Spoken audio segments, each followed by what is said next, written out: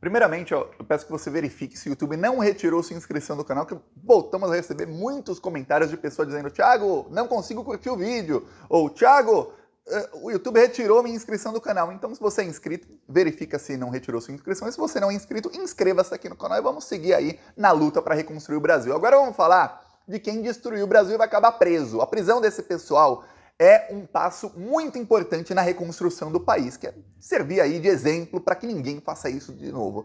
O Bolsonaro está tendo crises de pânico, não só ele, a Michelle Bolsonaro. Percebeu que o Bolsonaro não fala mais nada? Não dá mais entrevista, não grava mais vídeo com a cara dele, não faz mais stories no Instagram. Bom, você não deve nem segui-lo no Instagram, mas eu, infelizmente, tenho que ir lá ver o que ele está fazendo. Então, se inscreve aí, cada coisa tóxica que eu tenho que ficar lendo do Bolsonaro, viu? Mas não faz mais. Ele só faz postagens que são automáticas nas redes sociais e eu vou falar, tem toda a cara de que isso foi agendado, postagens para os próximos meses aí nas redes sociais com feitos do governo dele. E o Bolsonaro começou aí uma rede, tentar usar sua rede de contatos para ver se tem algum tipo de anistia no Supremo Tribunal Federal. O Bolsonaro está tentando contato com ministros do STF, custe o que custar. Já fez algumas promessas aí para caso ele não seja preso. O Bolsonaro agora está fazendo promessas. Político, né? Quando ele foi candidato à presidência em 2018, fez muita promessa que não cumpriu. Por exemplo, reajustar a tabela do imposto de renda, diminuir desemprego, fortalecer o Brasil, blá blá. Fez tudo o contrário. Tá. Agora que ele não é mais presidente nem nada, agora ele faz promessa para os ministros do STF. Uma coisa é enganar a extrema-direita burra. Outra coisa é você enganar ministros do Supremo Tribunal Federal. Muitos deles que têm acesso aos inquéritos, alguns deles são relatores de inquéritos e que sabem das provas dos crimes do Bolsonaro. Aí, olha, não é um crime qualquer, nossa, é um crime do colarinho branco. Nossa, mas ele não bateu em ninguém, ele não matou ninguém, é só crime do colarinho branco. Não! A gente está falando aqui de crime que é crime de tentativa de golpe de Estado. Golpe de Estado. Pois bem, o Bolsonaro está tentando aí no STF e ele está também tentando salvar a Michelle. A Michelle está em pânico. Quem está com mais medo não é nem o Bolsonaro, porque o Bolsonaro, eu acredito que a pessoa quando está nesse nível de estresse aí que está o Bolsonaro, que ele está desde antes da eleição, chorando, em pânico, abatido, ele já deve estar se acostumando com o nível de estresse que ele está. Já a Michelle não. Começou faz o quê? Umas 3 semanas o estresse da Michelle quando ela percebeu, epa, talvez eu também seja presa. Aí a Michelle ficou assim, epa. Eu percebi que alguns jornalistas que sempre foram porta-vozes do bolsonarismo, aqueles mesmos... Lembra quando a Michelle começou a fazer publi no Instagram? Aí ela pegava um serum, colocava na cara dela, do Bolsonaro, aí a Folha, o UOL, Metrópolis, O Globo faziam matéria sobre, olha, a Michelle faz publicidade. E colocava até o link para comprar o serum, desse pessoal que ajudava a publicidade da Michelle. Agora eles estão fazendo, nossa, a Michelle Bolsonaro está largando a política pouco a pouco, porque cada publi dela no Instagram, ela ganha 60 mil. Aí você vai ver de quem que ela está fazendo as publis? Do maquiador dela. O maquiador dela que estava sempre com ela, usando lá dinheiro público do cartão corporativo nas viagens com ela. Qual é a chance desse maquiador ser um dos laranjas dela? Ele tá só repassando dinheiro que ela já repassou para ele que era dinheiro público. Qual é a chance disso? Em troca de público, 60 mil cada story dela. Cada story é 60 mil. Pois bem, a imprensa está tentando normalizar isso. Fala, olha, tá vendo? A Michelle não quer nem mais saber de política muito. Ela ganha mais dinheiro sendo influencer, gente. Estão tentando limpar a barra dela. Isso tudo faz parte da articulação aí que o Bolsonaro essa articulação é direta feita por Bolsonaro e seus aliados mais próximos, assim, pouca gente. Quando eu digo pouca gente, é assim, menos de 10 pessoas no total que estão ali com o Bolsonaro e com a Michelle nessa aí. E com esses jornalistas que por algum motivo ainda estão aí servindo de porta-vozes do fascismo. Pois bem, não tá dando certo. Não tá dando certo. O Bolsonaro conversou com o Valdemar. Lembrando, o Bolsonaro e o Valdemar já brigaram várias vezes. Nas últimas semanas eles brigaram muito. Estão brigando já por causa da eleição de 2024. As brigas estão chegando num nível que o Valdemar da Costa Neto, ele não vai falar publicamente, mas se o Bolsonaro sair de cena amanhã, se cair um raio na cabeça do Bolsonaro amanhã, o Valdemar da Costa Neto não vai ficar triste, não. Não vai nem um pouco. Se o Bolsonaro ser preso é uma coisa, cair um raio na cabeça dele é outra. Ele ser preso é ruim pro partido dele, do Valdemar PL. Mas se o Bolsonaro sumisse Valdemar ia ficar feliz e falar, pô, que bom, agora eu posso tomar as decisões aqui no meu próprio partido. Porque o Bolsonaro quer impor candidatos, quer impor pessoas nos diretórios do PL que o Valdemar não quer. E o problema é que quando o Bolsonaro é contrariado, ele, mesmo estando com depressão, mesmo estando chorando todos os dias, ele fica bravo e ele começa a falar com os aliados para irem para cima dos aliados do Valdemar. Então tá uma briga interna muito grande, o pessoal se batendo no partido do Bolsonaro. No meio de tudo isso, ele foi falar com o Valdemar. Fala, ô Valdemar, a gente precisa aqui de algum tipo de coisa no STF ou no TSE. Pois bem, o Bolsonaro conseguiu aí algum contato no STF e ele fez uma promessa. Eu vou te falar qual foi a promessa do Bolsonaro e aí você me fala o que você achou da promessa dele. A promessa do Bolsonaro é que enquanto o tenente-coronel Cid estiver preso, ele, Bolsonaro, não vai mais, não vai mais fazer aparições públicas, 2, não vai mais ter nenhuma fala pública do Bolsonaro, seja em redes sociais, coisas do tipo, 3, ele não vai atacar STF, nem TSE, nem absolutamente nada. Pelo contrário, se precisar defender, ele defende. Agora o Bolsonaro é o defensor do Supremo Tribunal Federal, então já daqui uma semana veremos o Bolsonaro tweetando na rede social dizendo, gente, não chamem o Alexandre de Moraes de ditador, Alexandre de Moraes é um democrata, é isso que o Bolsonaro acha que ele vai fazer, e aí ele vai se safar da prisão. Pois bem, a resposta no STF não foi das melhores para ele não, mas o Bolsonaro pretende manter a promessa para mandar um recado para os ministros de que agora ele é um homem sereno. Ele não é mais aquele cara desequilibrado, ele é sereno. Inclusive, se fala em Brasília, eu não posso falar se é verdade, você tira suas próprias conclusões. Se alguém perguntar a minha opinião é sim.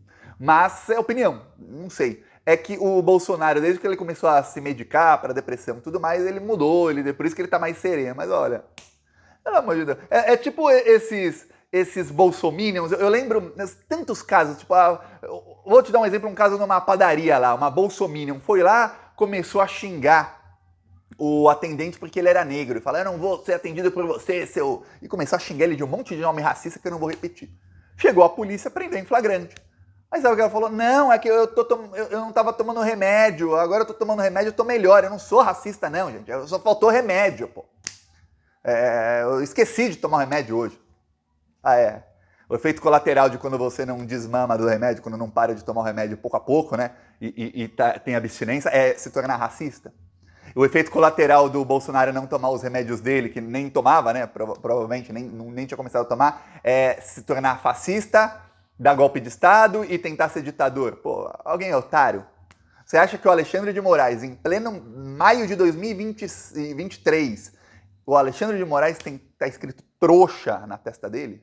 Otário. Não tá mesmo escrito otário na testa do Alexandre de Moraes e nenhum ministro do STF. Talvez aí, ó, tem um aí, eu não vou nem citar o nome, não vou falar dos dois bolsonaristas não, mas tem um aí, um que se encontrou com o Deltan Dallagnol essa semana, eu lembro, novembro de 2022, o pessoal acampado na frente do quartel e esse ministro aí do STF dizendo que, não, mas eu vejo no Bolsonaro um cara com boas intenções. Menos de 2 meses depois, Bolsonaro tentou dar um golpe de Estado e destruiu todo o STF. Esse cara ainda se reúne com o Deltan Dallagnol. Esse aí talvez seja enganado, porque é cúmplice dos crimes. Os outros, só os dois bolsonaristas ali que ainda... eu não sei não, viu? Porque em algumas votações o André Mendonça tá indo contra o Bolsonaro, viu? E o Cássio Nunes em algumas também, mas o Cássio Nunes menos. Talvez esses dois aí ainda se enganem com o Bolsonaro. O resto, não vai dar certo o que está tentando o Bolsonaro. Mas ele vai cumprir a promessa, diz ele que não vai mais falar nada enquanto o tenente-coronel Cid for preso. Eu comecei a dar risada quando eu li isso, por quê? Quer dizer então que a promessa do Bolsonaro é o seguinte, mantenha o meu ajudante de ordens preso para sempre, que eu fico calado para sempre, é isso? Ele tá literalmente não tem leão, mas ele tá jogando o tenente-coronel Cid aos leões. Ele tá jogando aos leões, ó, fique preso aí, meu. Se esse cara ficar 50 anos preso, eu fico 50 anos calado. Quer me calar? Mantenha-o preso. É praticamente isso, porque o recado que o Bolsonaro tá dando, e olha, esse pessoal é tão burro que o Bolsonaro não deve ter pensado nisso. O recado que ele tá dando é o seguinte, se vocês soltarem o tenente-coronel Cid, eu volto a fazer comícios, eu volto a criticar o STF, não é isso? Que quando ele fala, olha, enquanto ele estiver preso, eu não falo mais nada, eu não vou mais querer golpismo. Por que tem a ver com a prisão do Cid? Olha, eu quero muito que esse vídeo chegue a família do Tenente Coronel Cid, que já mandou ele delatar e tudo mais. Quero muito que chegue, para que mostrem para ele, né? Quando eu tiver ali dia de visita, né? Mostrem para ele, o advogado que pode visitar todo dia, mostra, ô Cid, vem cá. O Bolsonaro falou que ele vai respeitar o STF, vai até defender o STF se precisar, desde que você continue preso, viu, Cid? Então você é quem tem que pagar pelos crimes do Bolsonaro. E aí o Bolsonaro se torna um cara sereno, um homem tranquilo, um homem equilibrado, um homem assim, nossa, o cara mais zen do mundo. Tem ali, ó, Buda Bolsonaro, no nível de zen. É isso. Viu, Cid? Vamos ver se o Cid, que tá lá enjaulado, vai ficar tão sereno assim. E não é só do Cid, não. O Bolsonaro também condicionou a prisão dos outros 2 ajudantes dele, o sargento lá e um outro. Então, se os 3 continuarem enjaulados, o Bolsonaro fica em silêncio. Olha, isso deve estar pegando mal entre os familiares desse pessoal, mas muito mal. E você vê que tática burra. E o Bolsonaro vai e fala isso aí em 2 veículos diferentes de imprensa, em matérias de 2 jornalistas que são sempre porta-vozes do bolsonarismo. Quer dizer o seguinte, muita gente não sabe, mas esses jornalistas, eles ficam no WhatsApp, ligando pros amigos políticos deles, e aí os políticos mandam para esses jornalistas. Eles são porta-vozes de fascista, viu? Tem uma lá no UOL também que é um lixo de jornalista. Eles são porta-vozes, eles tentam impor aí para a sociedade a visão dos fascistas. Não, agora eles são zen, nossa, eles estão tão de boa. O Alexandre que é mal, tinha uma lá no UOL que semana sim, semana também estava lá criticando o Alexandre de Moraes, comparando ele ao Sérgio Moro, comparando ele a ditador e tudo mais. Pois bem, aí o Bolsonaro pode usar esse pessoal como porta-voz e colocar a versão que ele quiser na imprensa, que é a maneira dele dar recado, além dos recados que ele está tentando dar diretamente, dar indiretamente ao STF outros recados. Ou seja, quando ele manda isso sair na imprensa, o que ele quer dizer é o seguinte, olha, é tão verdade o que eu falei para vocês, ministros do STF, indiretamente, né, não foi conversa entre eles, mas entre interlocutores, que tá até saindo na imprensa, viu? Vou realmente ficar quieto. Mas olha, ninguém pensou em inventar uma desculpinha melhor? Ele não podia falar, olha, eu vou só ficar quieto, eu me arrependi, tinha que condicionar isso à prisão do ajudante de ordens dele? É uma coisa muito burra. Aí o que sai aí nas matérias é que é o seguinte, o Bolsonaro, ele sabe que ele vai ser tornado inelegível, ele já não tem mais esperanças de que o TSE não o torne inelegível, mas que ele vai recorrer ao STF e que ele tem esperanças de que o STF o torne elegível novamente. E aí isso é uma matéria anteontem de que o Valdemar da Costa Neto, inclusive, pensa em Bolsonaro para 2026. Que ele quer reverter a inelegibilidade, que nem foi...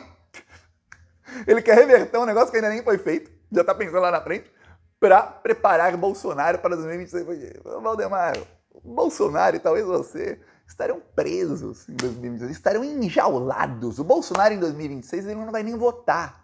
Não pode votar o presidiário. Não pode. Só podem votar presidiários que estão em regime antes do julgamento. São várias leis, são pouquíssimos presidiários que podem votar no Brasil. São de mais de...